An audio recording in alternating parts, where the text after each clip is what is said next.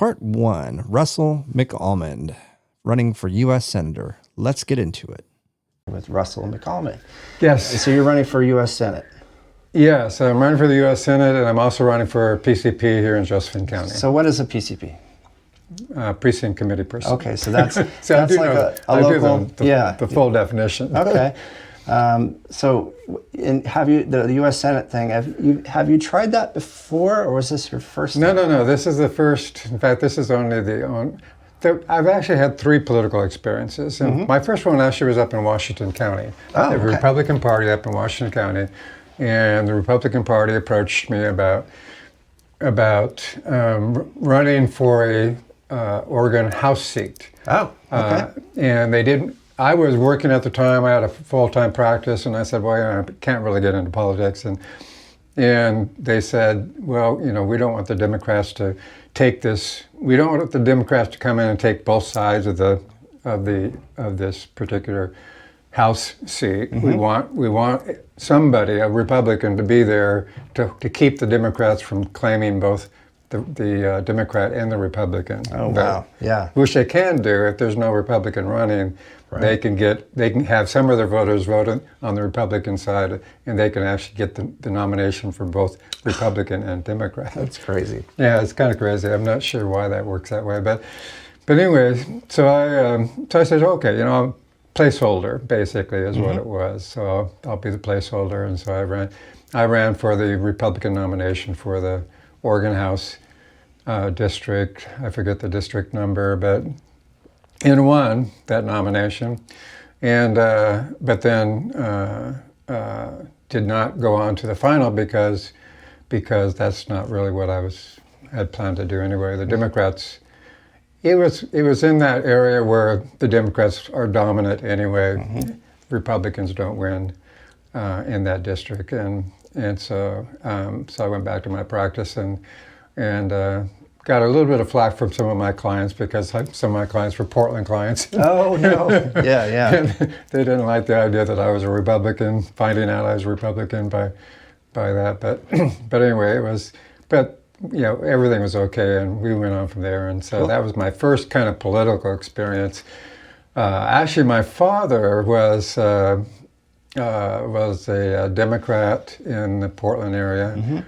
Building, and actually ran for United States Senate himself. Oh, okay, cool. It was for the Democratic nomination. Yep. And it was for both Wayne Morse and Bob Duncan. This is way before your time. And he got about 100,000 votes, but he did not get the nomination. Wayne Morse ended up getting the nomination. Then Wayne Morse went on to run against Bob Packwood, the Republican, who was a new kind of face to Oregon politics, and Packwood actually beat him. Oh, wow. And in fact, Packwood came up to my father once at the airport and said, "Thank you because the way the dynamics of the race were, it was a 3-way race for the Democratic nomination, and Bob Duncan, my father had been the campaign manager for Bob Duncan, and pulled vote away from Bob Duncan, which caused them both to lose and Wayne Morse to be nominated. And Wayne Morse was vulnerable that year. Everybody knew that. That's why my father got into the election. And then Wayne Morse went on and actually ended up losing because he was vulnerable that year. And so that gave Bob Packwood his first U.S. Senate seat, and gave him the chance and he was in that seat for quite a while before he was finally kicked out because I think some sexual harassment things or something. Okay. So you were in the Marines? Yes, I'm definitely a U.S. Marine Corps veteran, 3 years of my life, a 15-month overseas deployment, and it's one of the things that has come up in my own race for the U.S. Senate, and which I think is really quite unethical. So I've had one opponent. So there's really only about 3 people that have a chance of getting the Republican nomination for the U.S. Senate in this primary, and I think that's Perkins and Smith and myself. Okay. And Smith has actually attacked my service and said that he's questioning whether or not I ever served in the Marine Corps or not, which I think is pretty insulting for somebody who's not a veteran himself, to plant the seed of doubt in a lot of other voters out there, which he's doing on public Facebook, that I may not have served, and I'm just lying about the fact that I'm a U.S. Marine Corps veteran. So there's no way in the world that I'm lying about the fact that I'm a U.S. Marine Corps veteran. So, it's kind of dirty politics, and unethical politics, in my opinion. He's also lied about being more educated than I am, and that's not true at all. That's not true at all. You can look at a voter's pamphlet, and it will tell you that I'm far more educated than Smith is. So, and that brings the issue of ethics into the whole conversation, because I think one of the things I found out by running for Oregon Republican politics at both the local level as well as the state level is that there are some Republicans who have a hard time with ethics. And so, as I was mentioning to you before, I came out of an industry 20, 30 years, the banking industry and the financial planning, and I had my registered investment advisory practice. And it was an industry where ethics was everything. I mean, you had to be an honest person. You had to tell your clients the truth, because otherwise you could actually go to jail. You could be fined for it. And there are people who have been fined and gone to jail because they're lying to clients about, the return on their investments or whatever. So ethics is an extremely important part. We have a code of ethics for this Certified Financial Planner designation, which I'm a licensed Certified Financial Planner, and that is the truth as well. Yeah. So my background, I don't lie about anything about my background, because I came out of that industry. I'm an honest person, and I feel absolutely no need to lie about anything. Okay. So that's the industry I was in, and so when I got into politics, and I'm a businessman going into politics. I'm not a career politician. I'm not somebody who's been doing this for a long time. It's not something I ever wanted to do as a career politician. It's not, even if I win the U.S. Senate seat, it's not a career.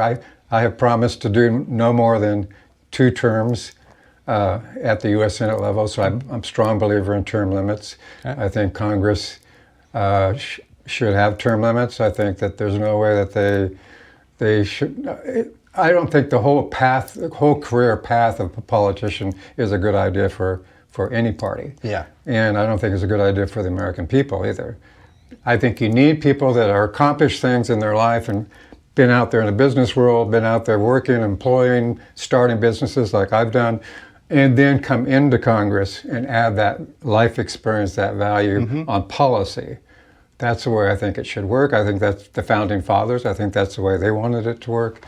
So this whole idea of, well, we'll start at the county level and then go to the Oregon State Legislature and then go to Congress is, in my opinion, a very bad idea. We should not have career politicians. We should have people running. So the ethical side of the business, when I kind of got into politics a little bit, was to try to find out, I assume that people in politics would be honest, ethical people, particularly Republicans, would be honest and ethical people in politics, because I came out of an industry where that was everything. Yeah, important. And then I find out that no, in politics, even on the Republican side, people will lie about you. People will try to distort your background. People will, which is what Smith is trying to do with his attacks on my military service.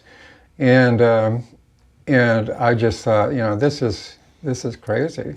I think, there's no reason why anybody needs to lie about their opponent in politics.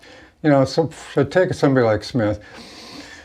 All he has to do, if he wants to talk about all his legislative achievements, which I think are going to be worthless when it comes to the final in November, because if it's all about legislative achievements, Merkley has more than he does. Okay. I mean, if you're going to run as a career politician against another career politician based on the fact that you've got experience in politics, you're not going to win against another politician who has more experience and at a higher level. So with Jeff Merkley, how long has he been? Well, this is the end of his third term. Okay. So he's got 18 years in the U.S. Senate. Wow. Oh, so he goes to Smith and he says, well, you've got a few years at the Oregon legislature. I have 18 years at the U.S. Senate. Yeah. You're not going to beat me, and he won't beat him. So anyway, but when you're in politics, in my opinion, somebody should be able to say, hey, look, this is my background, this is my strengths. Maybe I have some weaknesses, but these are my strengths. This is why I think I'd be a better candidate, and I think you should vote for me. Right. Well, I don't see why we can't have it that way in Republican politics, particularly because Republicans take this idea, the party has this image of being, the Christian party or the moral party or all this kind of stuff, and then they turn around and they're lying about people and distorting things, and to win. So I found that out when I first came down to Josephine County. Was when I came down here, I found people that were actually lying about fellow Republicans who were running against them in order to win elections. And I just thought that was crazy. Why would you do that? And I don't like to, my presence online. I try and be as ethical as I can. I don't want to lie about people.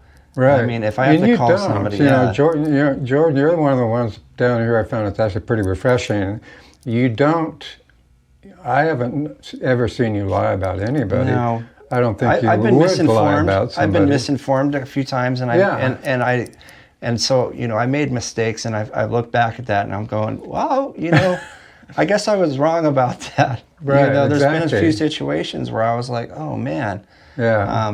But I try and do the ethical thing. Well, down here, when I first got involved in Josephine County and the county commissioners situation, Mm-hmm. I found out that it's that lying is part of. One person told me down here in Josephine County, well, you just don't understand politics. Yeah. And I said, no, I think I understand politics. I just don't understand lying in politics. No, I've heard it said like you have. I don't understand being unethical in politics. Yeah, exactly. I mean, the Democrats, they have a different moral standard. Right. I expect that from them. Jeff Merkley lies all the time. He's been lying about the ballroom recently. He's been lying about. I saw that. Yeah. He's been lying about not shutting down the government, blaming it on the Republicans when he's voting every day to keep the government shut down. I mean, so Wyden does the same thing, and Wyden and Merkley. I mean, the Democrats don't have that same moral standard, but Republicans, I think, should have a better moral standard, and they should stay on the moral high ground. And so what surprised me most about getting into local politics was the fact that winning was more important than honesty and ethics. And that's an upside down priority as far as I'm concerned. Same here, honestly. I don't like that. Yeah. You should not lie about people, try to distort and twist the truth about people in order to try to beat them in politics. Yeah. There's no reason for you to make any kind of negative commentary like that about other people, unless, of course, it's the truth about what they're doing. Yeah, because sometimes there's things that happen, and you got to be like, well, and I don't like to call people out at all, ever. I try not to, but sometimes you kind of have to. I mean, there's situations where I think you do, and I think, and I've done this on Facebook and social media I have both an X account and I have a social media account. Mm-hmm. And when Smith was trying to deny my military service, which as a veteran gets me extremely upset. I bet. Because did you have a rank when you were in? Because you said you were out of 18 years old, so you. I was 18. Yeah. Yeah. So you went to boot camp actually when I went in the Marine Corps. Yeah. And the country was at war at the time.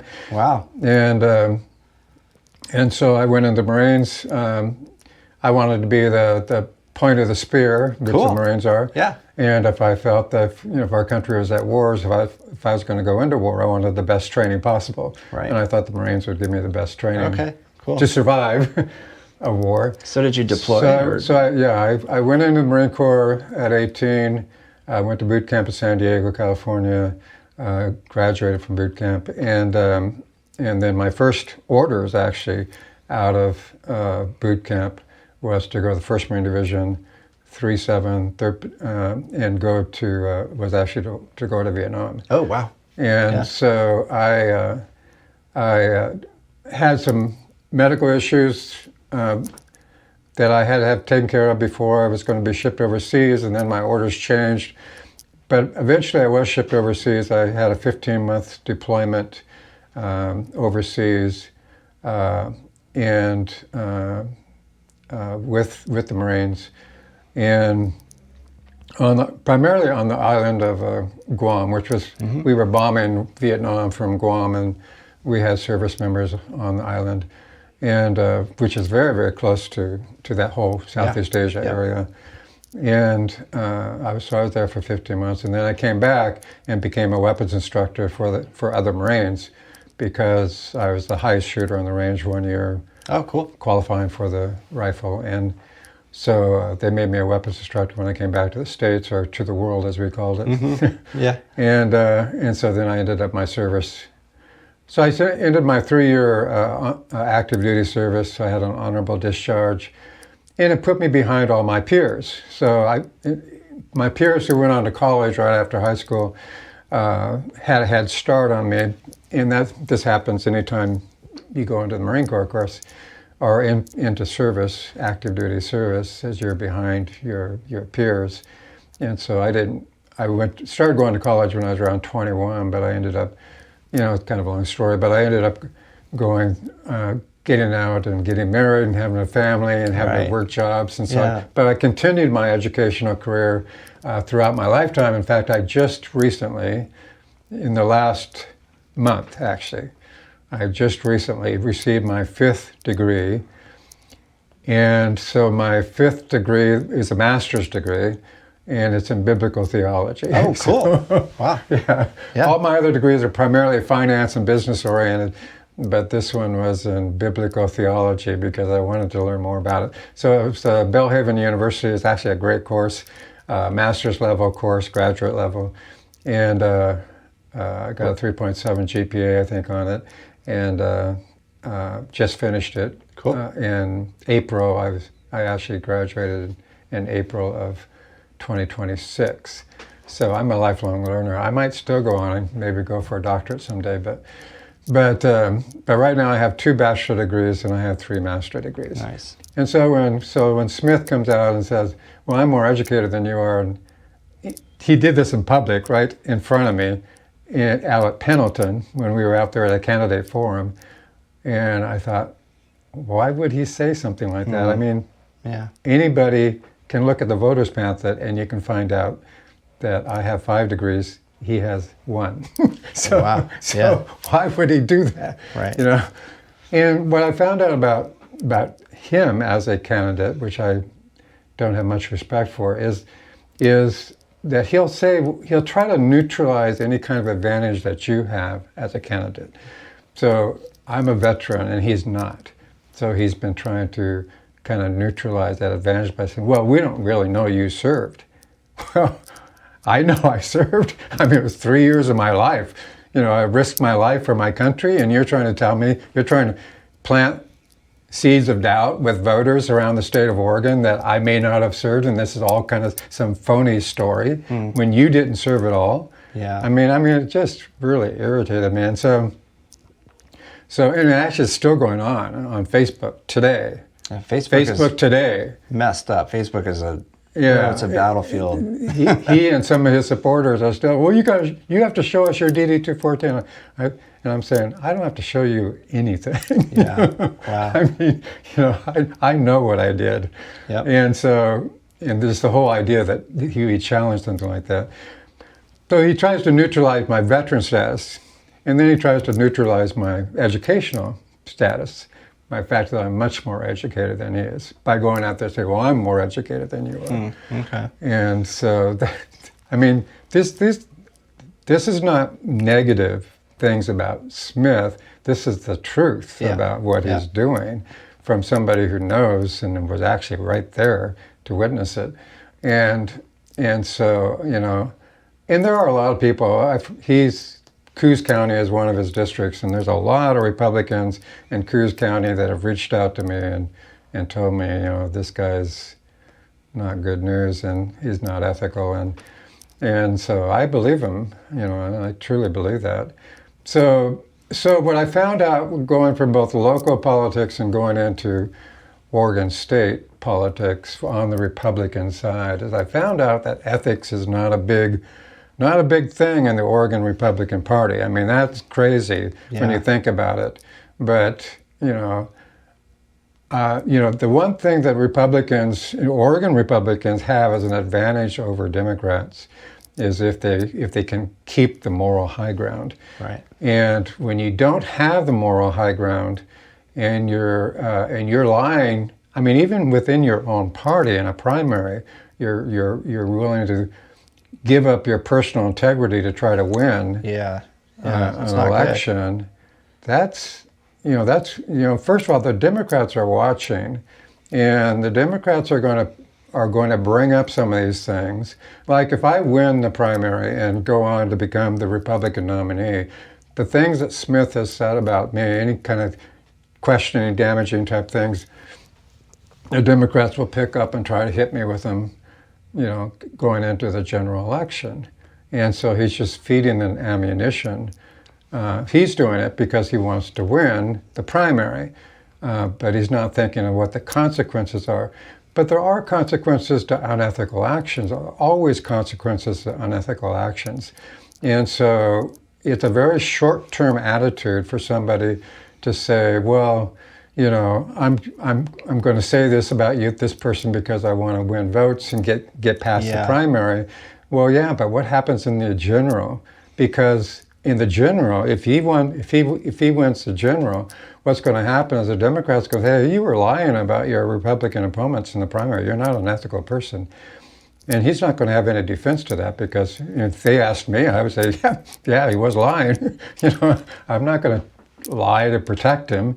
And so, I mean, so my whole thing about this Republican Party stuff is that Oregon Republican Party needs to have an ethics officer. They need to have somebody who, a person like myself, running in a Republican primary can say, hey, look, there's another Republican over here. He's lying about me, and I can prove that they're lying about me.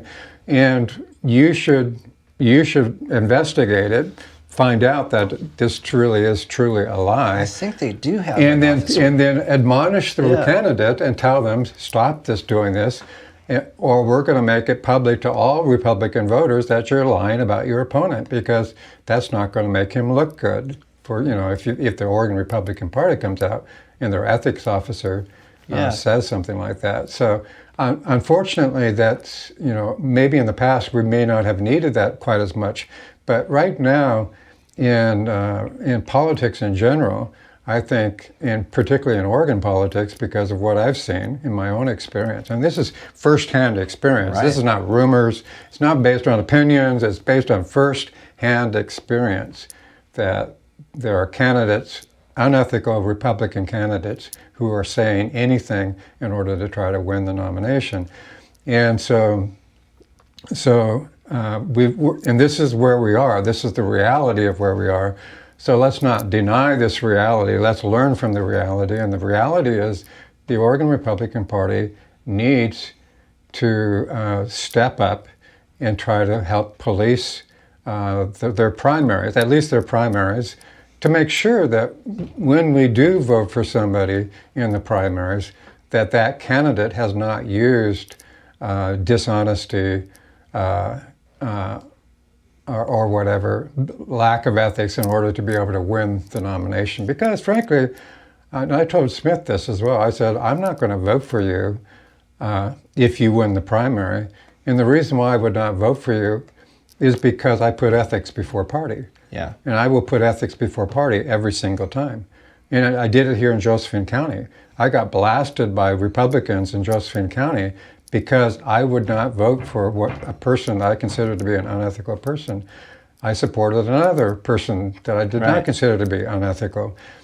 So to me, and I think this really should be the position of the Oregon Republican Party, it should be the position of all moral Republicans, is that, that you will not vote for somebody who is being dishonest for public office. Because if they're going to be dishonest in an election, they're going to be dishonest with their politics. Everything else, yeah. How can you trust somebody who's lying to just get past the primary? I mean, what happens when they come up to a U.S. Senate vote, and they're going to be dishonest about what they're doing at that level? I mean, that's so. We have. When I was in the military, I got a secret clearance from the Marine Corps because of some of the things I was involved in. So I had to have a very high classified secret clearance. Well, a person like Smith wouldn't even qualify for that. I mean, they would shut him down because people have said that he's been lying, and it could be verified and easily proven. So, I mean, the U.S. Senate is at a pretty high level. You have intelligence committees and different kinds of things in the U.S. Senate. You've got to be an honest person. You've got to be a person that has some personal integrity before you can get any kind of a secret clearance. Yeah. And so why would we ever try to get somebody into office like that? So what I told Smith, because he is dishonest about me, and if he wants to be dishonest about himself, I mean, I may not be able to figure that out. But when he's dishonest about me, I know he's being dishonest. Sure. I mean, this is not an opinion either. It's a fact. I know he's dishonest. Of course, I was a Marine veteran, and so when you get to that point where people are willing to do that kind of thing, then you realize that the Oregon Republican, and then he gets endorsed by all these establishment Republicans.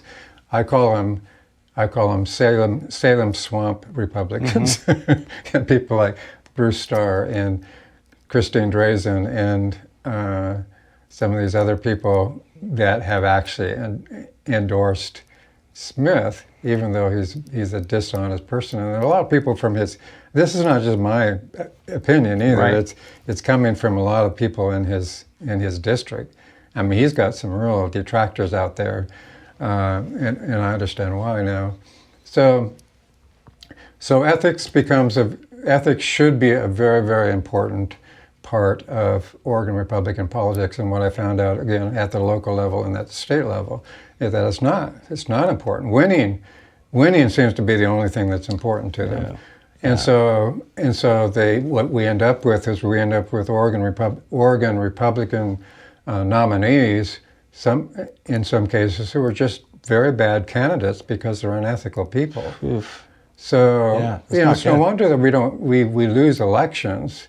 Well, look at somebody like Perkins, who basically has had the nomination the last 2 times, has lost the nomination by a large margin the last 2 times, and is running again this time. She was in the CD5 race first, and then she switched from the CD5 race back to the U.S. Senate race. Well, I have no idea why, but so she's back in the U.S. Senate race. And I've been attacked on Facebook by her supporters because I said, she's lost it the last 2 times by a large margin. The last time she ran against Merkley, she lost by 18 points. Oh, wow. 18 points. Yeah. Almost 20 points. And she lost against Wyden.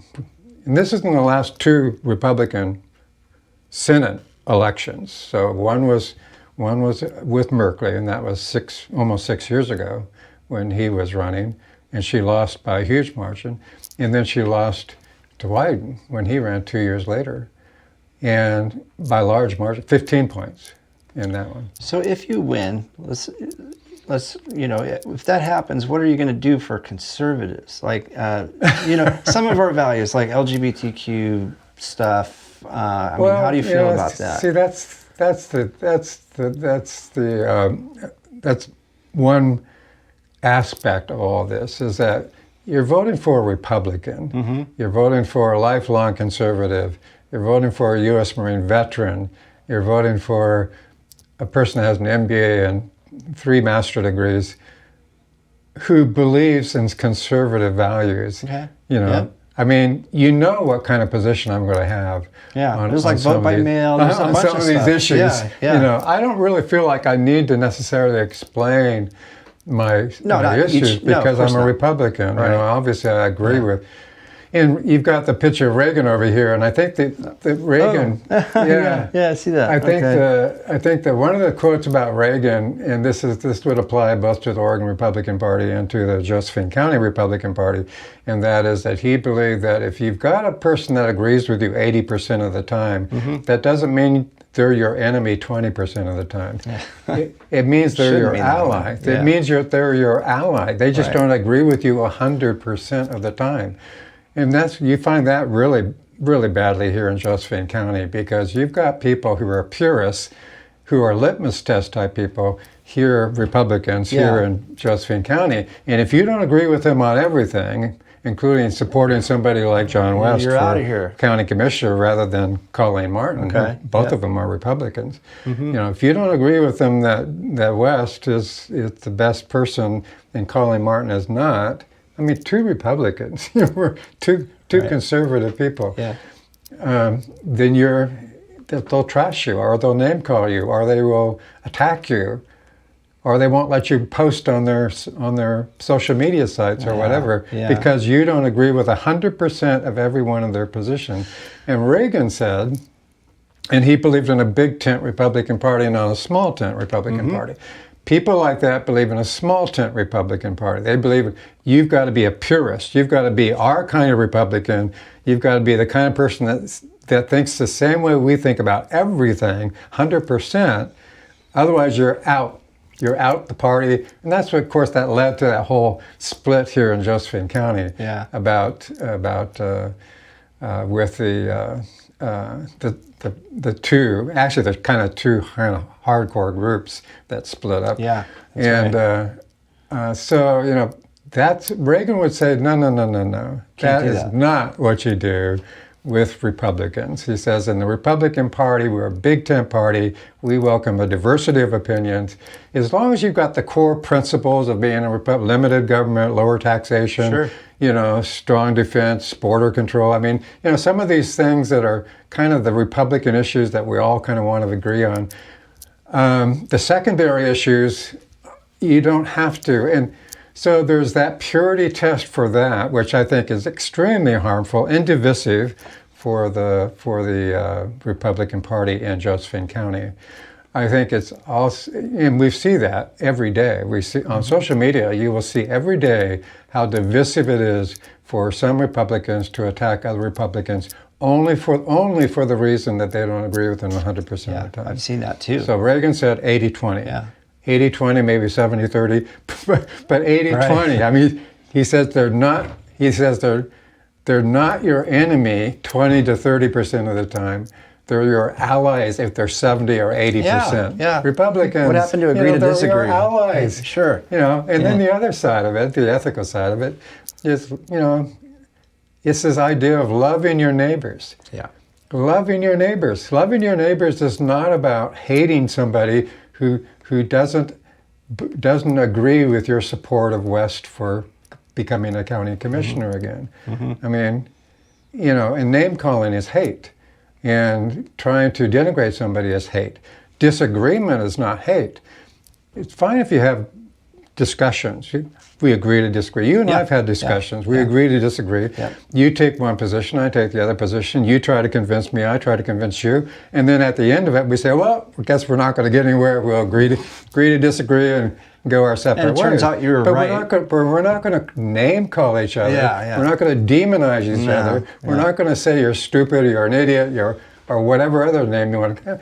You know, I was in the Marines and I was called the worst names under the sun by Marine Corps drill instructors. Nobody can call me a worse name than the Marine Corps drill instructors. So I'm immune to this kind of stuff where people think profanity, and I don't use profanity, but people think profanity is going to maybe shut down on social media. Some people try to do that. And it works for some people. There are people who are very intimidated by people who name call them and use profanity. They'll back off. They won't comment any further. So some people use it as intimidation on social media, but it doesn't work on me. No, it doesn't work on me either. It doesn't work on me, and that even bothers them even more. Then they get even worse, and then they finally give up because they're not getting anywhere. Well, as soon as they're using insults with a conversation with me, they've lost. Yeah. You know, if you can have a debate and not insult somebody, that's great, and I'll continue that. But as soon as they start using insults, I'm done. Yeah. You know, and I see it all the time. Yeah, absolutely, yeah. And philosophically, we talk about arguments and logic and all that rationality. And the philosophers will always tell you that the person who starts name calling has lost the argument, and that's true. Yep. Because if the only thing you have to say back in the argument, if the only thing you have to say is, I'm going to call you a name, I'm going to call you stupid, right? You know, well then you've lost the argument. You don't have any other. No. You don't have any other reason, rationality, no position that's going to make sense. Yep. So you're going to name call somebody. Yeah, and I see it all the time. And it happens too often, way too often.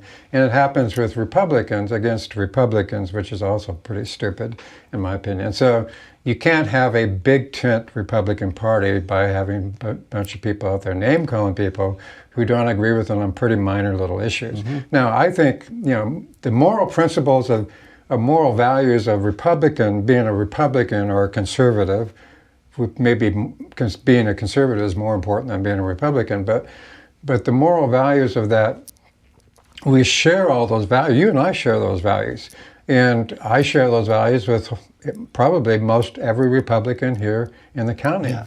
So and you know this, and most people who have been here for a while know this, why do people attack me? Why do people demonize me? Well, one of the reasons is because I'm Jewish, and that doesn't seem to work out very well with some people. Yeah. So you're a rabbi too? Yeah, that's right. Okay. I'm no longer a rabbi. Okay. And I was a rabbi, and people have attacked me for that.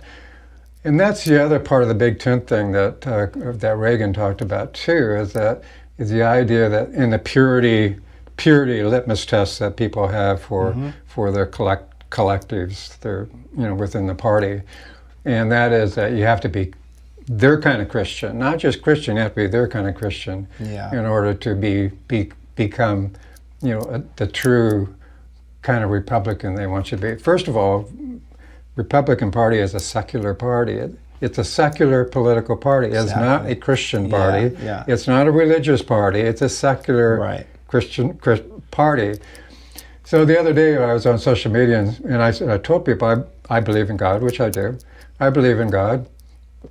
And so I had a couple of people here locally that said, well, yeah, but you believe in God exactly the way I believe in God. And I said, well, are there two gods? Yeah, right. Are there two gods? No. I said I believe in God. Yeah. Do you believe in God? Well, you believe in God. I believe in God. We're the same. Yeah, exactly. You may see God differently. You may have a different idea of who God is, but it's the same God. So why are you saying that I have to see God exactly the way you see God in order to be a good Republican? And that's crazy. And it also is very insulting to people who are not religious. I'm religious, but other people are not religious.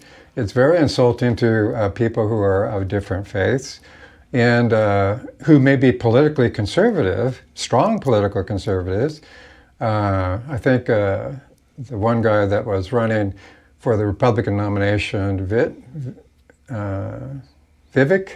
Oh, sounds familiar. Vivek is actually Hindu, but he's a strong conservative Republican, but he's Hindu. Interesting. And he got blasted for being a Hindu by some people, of course. So this other idea of the 80-20 thing is also applies to things like secondary issues, like what's your religion? Yeah. You know. So to me, a true Republican is somebody who believes in conservative values, the kind of values that we had from our founding.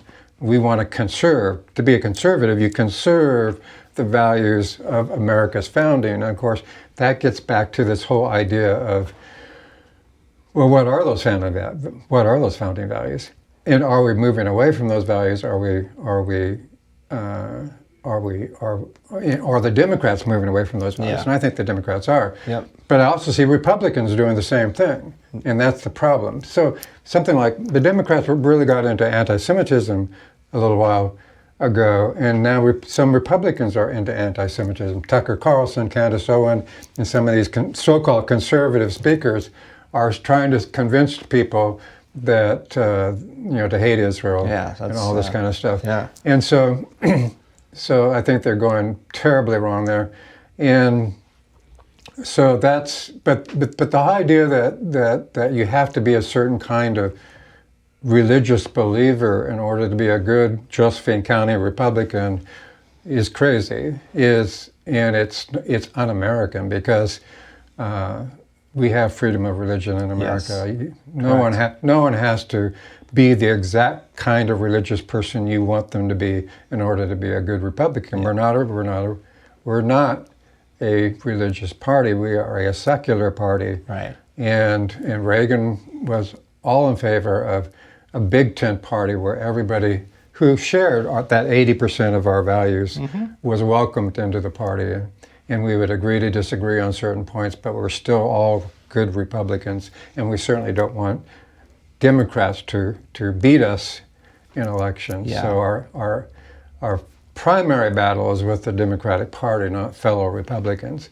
But the problem with Josephine County is that Josephine County will always win the Republican Party vote down here because there's more Republicans than Democrats, right? Yeah.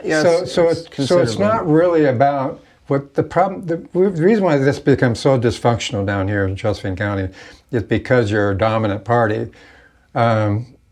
We're a dominant party down here. Yeah, it's like 38%, and then Democrats are like 12%. And Yeah. then the NAVs is like 54 or something like that. Those aren't the exact numbers, but it's... Yeah, so the Republicans are always going to win down here. And so it's not a matter of winning elections from Democrats in Josephine County. What they've done is they've twisted that whole thing, and they've made it into, we only want to have pure Republicans win in partisan positions or even nonpartisan positions. That's the other problem that they had down here is that they tried to turn the county commissioner's position into a partisan position. It's not a partisan position. By charter, it is a nonpartisan position. Correct. And really it's better that way because county commissioners should represent everybody in the county, not just a particular party. And that's why people need to understand that there's a benefit of having county commissioners be nonpartisan rather than partisan. Yeah, there's several of those, like the sheriff, right? There's a bunch of them that are... Yeah, and it's for that reason, so you don't have county commissioners winning and only doing whatever Republicans want them to do and not really trying to represent the rest of the county. Or listen to the Democrats at all. That's exactly. a bummer. And that's the reason why you have the recalls, too, is because we've had very partisan people be elected as county commissioners, and naturally the people who are not Republicans don't like those kind of people and will jump on the things that they do wrong, and of course they do some things wrong, and so they get recalled. So so we have this whole drama thing going on, all being caused by the fact that the Josephine County Republican Party wanted to make the county commissioner spots partisan. They couldn't do it by charter because they couldn't get enough signatures to do it by charter, so they wanted to just implement it. When I ran for county commissioner, they wouldn't even talk to me because what I did is I changed from being a Republican to an NAV so that I could run for county commissioner. Oh, wow. Because I felt that there's a nonpartisan position, and I wanted to be honest about the fact that I would run as a nonpartisan. And so I did. And so then they wouldn't even have me come and talk about being a county commissioner. They only invited Republicans, and they would only endorse Republicans. Yeah. Okay. Which is making county commissioner position a partisan issue. Yeah. You know, which is just kind of crazy. But so I think there's a lot of things that the Oregon Republican Party and the Josephine County Republican Party needs to do to work on its ethics. And so the other interesting thing about so I mentioned the ethics officer, and I really do think that's a really good idea, and I think it ought to be implemented sooner rather than later. The other thing that I'd like to explain to people down here that may not understand, because some people have get a lot of misinformation and a lot of just outright falsehoods about the kind of person I am as a Republican. And that is that I formed the Center for Human Equality. I founded the Center for Human Equality here, and in fact, it's in the voters map. That's right. I heard about that. Yeah. And so, to me, it's unfortunately it becomes amusing somewhat that some Republicans will attack me on that. And because it just shows me they don't really understand what human equality is all about. And I've had some of them do that. And even Jo Ray Perkins attacked me. Oh, you're all about DEI.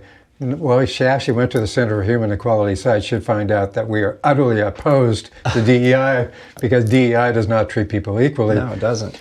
So I founded the Center for Human Equality. You know where that equality comes from? No. Founding value of the United States of America. In our Declaration of Independence, it says we are all created equal. Yes. All created equal. Right.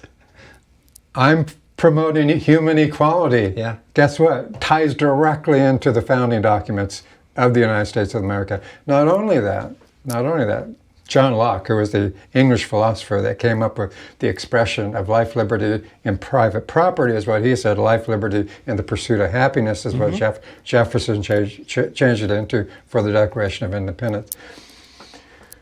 And the reason why he came up with this structure of government, the reason why this government should enforce these rights, the only real purpose for government is to enforce the rights of life, liberty, and pursuit of happiness, right? That's the reason for government. It has no other purpose. And his word for that, which I think is something that we should remind ourselves, is human flourishing. Now, John Locke was a Christian philosopher, English, and he was writing, his philosophy was what is the optimal human government that we can have that can create the best environment for human flourishing, allowing each individual human to become as much as they can, like Elon Musk. Sure. I mean, to allow Elon Musk to come from hardly having any money, being an immigrant to the United States, to becoming a trillionaire. I mean, that's the flourishing society that John Locke wanted to create. And so the United States of America, and more Republicans really should learn more about the history of the United States of America and the founding principles and values of the United States of America, and they wouldn't get caught up with all the stuff that Democrats are coming up with. But the founding values of America are based on this idea that we're going to give you equality for each individual. Each individual is going to be considered equal in value, sure. Right? Equal in value, and we're going to base your rights on unalienable human rights, not group rights. Human rights. Human rights are individual rights. They're not group rights. I had a woman said, well, what about the LGBTQ? And I said, those are group rights. No, I don't believe in group rights. I believe in individual rights. So human rights are about individual rights, not group rights. So things like marriage and all those kind of things, those are civil rights. They're not They're not individual rights. So what happens is that, so you have to go back to this idea, this concept.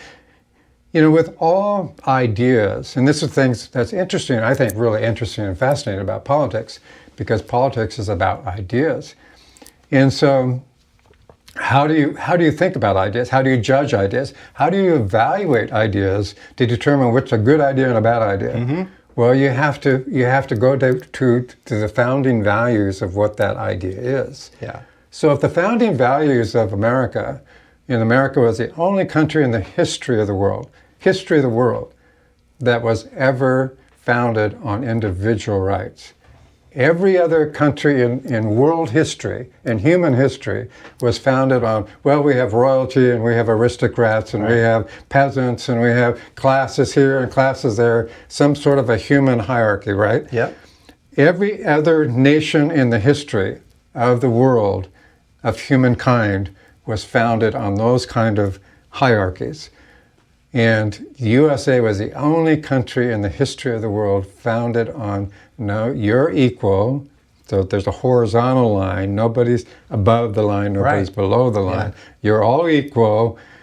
And all of you have these individual rights that apply to every single one of you. Yep. Doesn't apply to just groups. Doesn't apply to this group or that group. You're not royalty. You're not peasants. Marxism even had, you're not, bourgeoisie. You're not the proletariat. I mean, he had these classes of people. All that that's all European stuff, by the way. Yep. That all comes from Europe, and that's what the Democrats want to go back to, by the way, with DEI.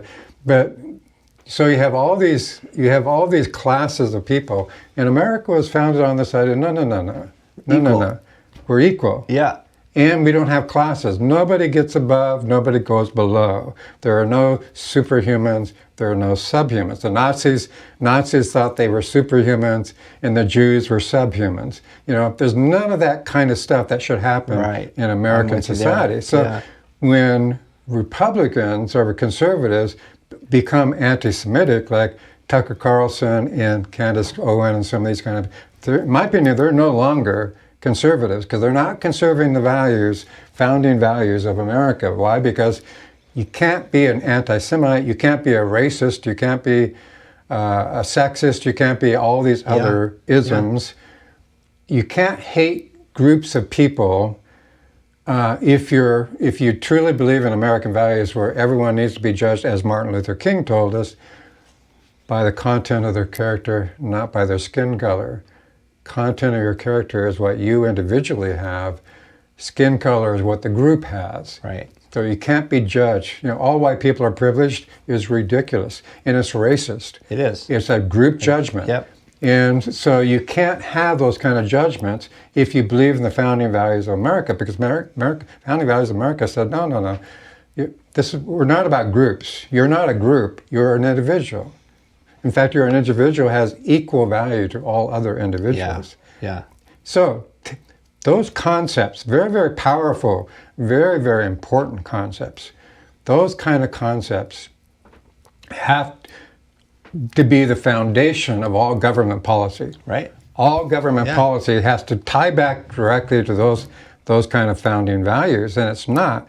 DEI is not tied back to that founding value at all. No. And so people who have promoted DEI programs are basically promoting racist and anti-Semitic programs around the country in universities. Harvard University teaches DEI, which shows you that academia has also lost touch with American values, because anti-Semitism, racism, all those kind of things are un-American values.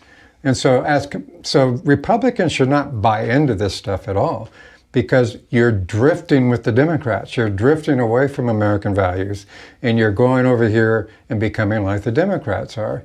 And you're judging people by groups. Christians have to be also very careful about this, because when you judge people who are not Christians and you give them lower value because they're not the kind of Christian that you are, or they're not Christian at all, and you judge them based on that kind of thing, you're judging by group, which is un-American. And it denies freedom of religion in America for other people. Christian nationalism is totally wrong. You cannot do that.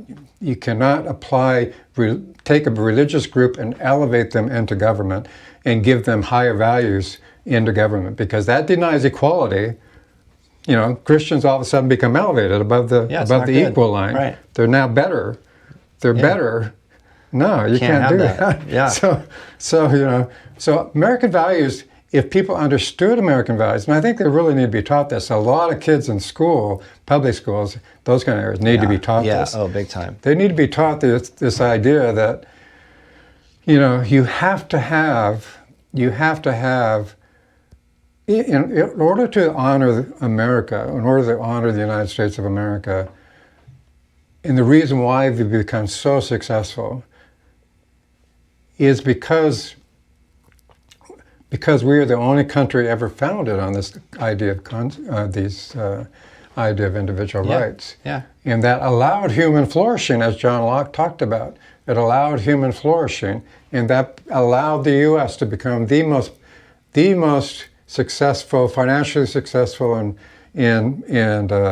economically successful, and everything else. Because capitalism is the economic system for human flourishing. Mm-hmm. It's tied directly into individual rights. Capitalism supports individual rights. Socialism supports group rights. Right. Yeah. And that's why socialism is really bad for the country. And it's also slipping back into that European idea of collectivism being more important than individuals. That's not what we were originally about. That's not what the Founding Fathers fought for. But a lot of Republicans and conservatives cannot give you that same spiel, cannot tell you, here's why we need to not support some of the things that the Democrats are doing, or here's why we need to go after the Democrats for what they're doing because they're violating the founding values of America. Yeah.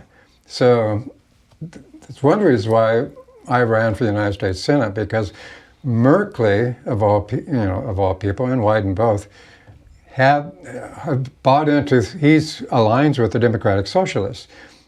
Well, the Democratic Socialists are both advocating for socialism, Bernie Sanders type socialism, and they're advocating for this collectivism, DEI type programs. And what that does is they call themselves progressives, but the reality is that's regressive. You're regressing back into human tribalism and group orientation, which comes from Europe and comes from other places. It's going back into the past. Yeah, it's reverting back. Yeah. So calling yourself a progressive doesn't change that. In fact, it's actually extremely misleading because you're not being a progressive when you're dragging human relations back into the tribal days. Tribalism has been around for thousands of years. How about going forward with human relations rather than going backwards to that? And so the Center for Human Equality promotes this idea of individual rights and equality of every human being that comes from the Declaration of Independence. And I've actually had somewhat conversations with AI about this, and I've talked to it. I've submitted some of these ideas with AI. And of course, AI can go back to Plato and Aristotle and all Maimonides and all the different kinds of philosophers and say, well, compared to this, compared to that, this kind of works or doesn't work or whatever. And so I've said, okay, take these ideas and take them back. Take them back to the Declaration of Independence. Take them back to John Locke's philosophy about human flourishing and the idea that we have of doing this. Does that match up? Does what the Center for Human Equality is promoting, does it match up with what the Declaration of Independence said? And AI said, yeah. Cool. Yes. It's the only, in fact, it says it's the only human relational philosophy out there that is doing that. Okay. Because this could be a whole nother hour-long discussion on how we do that and what's promoted by the Center for Human Equality. So, but the overall arching idea of this is that Republicans, local Republicans, and even statewide Republicans now don't seem to understand that the Center for Human Equality is the most conservative founding organization, nonprofit, secular, and nonpartisan founding organization you could have in the state of Oregon. Cool. Absolutely, Wow. bar none. I'll have to look into it more. Yeah, I haven't. And the reason why they don't understand that is because, first of all, they don't understand what the Center for Human Equality even promotes. Yeah, they put that word in there, equality, and they're like, oh. Well, they instantly think of rainbow flags and all the rest of it, Right. which LGBTQ issues and all that kind of stuff, which is totally wrong, totally opposite of what the Center for Human Equality is all about. So if you can kind of tie in Center for Human Equality and Declaration of Independence, tie those two together. Okay. Yeah. That's how you should think of the Center for Human Equality. Or even MLK's I Have a Dream speech, where he says, don't judge my children by the color of their skin, Right. Judge them by the content of their character. That was, don't judge my children by which group they're in, judge them by who they are as an individual. Yeah. That's what he was saying. A lot of people have misinterpreted that, and on the left side, MLK days have become promotion of DEI type stuff, and which is totally wrong because that's not what he said. And so, but if you tie the Center for Human Equality in with the Declaration of Independence, then you understand what the Center for Human Equality is all about.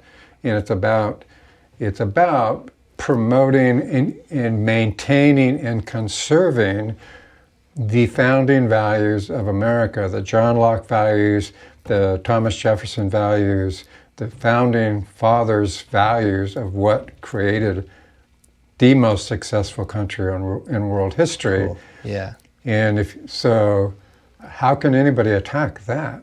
I Right. mean, Yeah. how can any conservative or any Republican, for that matter, attack the Center for Human they fear what Equality when it's tied directly into the Declaration of Independence? They fear what they don't know. That's the thing. Well, that leads to a whole other educational issue. But I do think, so the Center for Human Equality is, I call myself a human rights activist, right? And I am, but they have to understand, and I gave a speech to the Klamath County Republicans early in my candidacy. At that time, actually, Ed Deal and myself were together, and we were over at Klamath Falls, and we were giving a speech, and it was for a Lincoln dinner. And so I thought, well, wow, this would be a great opportunity to talk about Lincoln and the kind of first Republican president and what he was all about, right? And so we went there, and Ed talked about his campaign. I actually gave a speech about Abraham Lincoln, and but what I said in the speech, it was a short speech, not longer than 10 minutes, but it was a speech about how the Republican Party needs to reclaim its title as a human rights party, because Lincoln was a human rights president. Yeah. Lincoln was the first Republican president. His entire platform was human rights, equality of humanity, center of human equality type ideas made up the Republican platform for Abraham Lincoln, the first Republican president. And not only did he free the slaves, which he did, the Democrats at the time, of course, were the pro-slavery party. Yep. Not only did he free the slaves, but the Republicans went on to pass the 13th, the 14th, and the 15th constitutional amendments, which gave them the right to vote, which gave them equality, which gave them all the rights that everybody else in the country has, over the objections of the Democrats who opposed the 13th and the 14th and the 15th Amendments. And the Democrats even tried to stop the Civil Rights Act of 1967, 64. But anyway, they tried to stop that Civil Rights Act, which was overcome and eventually passed. But the majority of Republicans supported it. So when you look at the political history of the Republican Party from Abraham Lincoln, our first president, all the way forward, you will find a pattern of always celebrating human rights. Yeah. Always celebrating human rights, and always doing the right thing when it comes to human rights. And, the KKK was founded by the Democrats, not Republicans. Correct. Jim Crow laws were founded by the Democrats, not Republicans. And so we are a human rights party. We have the best track record in human rights of any political party in America. Yeah. We're going to lose that if we start becoming anti-Semitic and we start becoming,